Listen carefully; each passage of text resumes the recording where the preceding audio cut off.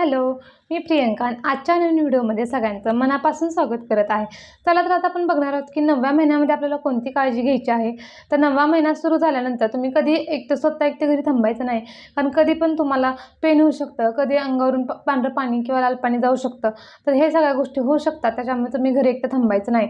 दुसरी गोष्ट आहे, तुम्ही जर बाथरूमला गेलात तर बाथरूमला तुम्ही आतून कडी नाही लावायची. किंवा काय होतं त्याच्यामुळे तुम्हाला अचानक चक्कर आली किंवा तुम्हाला अचानक तिथं पेन स्टार्ट झालं तर तुम्हाला बाहेरच्या लोकांना, जी बाहेरची व्यक्ती आहे त्यांना सांगता येणार नाही. त्यामुळे कडी तुम्ही अजिबात लावायची नाही.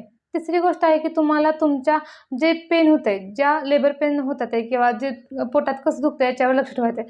तर तुम्हाला कमरेकडून पोटाकडे दुखत असेल आणि थोड्या वेळाने तुम्हाला दुखत असेल तर तुम्ही त्याकडे लक्ष द्यायचं आहे. याचबरोबर तुम्हाला जर पांढरं पाणी पूर्णपणे अंगावरून जात आहे, व्हाईट डिस्चार्ज, त्यानंतर ब्लिडिंग होत आहे, त्यानंतर कधी-कधी ग्रीन कलरचा पण डिस्चार्ज होऊ शकतो. अशा वेळी घाबरायचं नाही, तुम्ही हॉस्पिटलला भरती व्हायचं आहे. ग्रीन कलरचा डिस्चार्ज का होतो? कारण आपल्या अम्युनिटी फ्लूइडमध्ये बाळाने जर शी केली असेल, तर अम्युनिटी फ्लूइड जर रप्चर झाला असेल, तर कारण डिलिव्हरी होण्याच्या वेळेस ह्या सगळ्या गोष्टी होतात.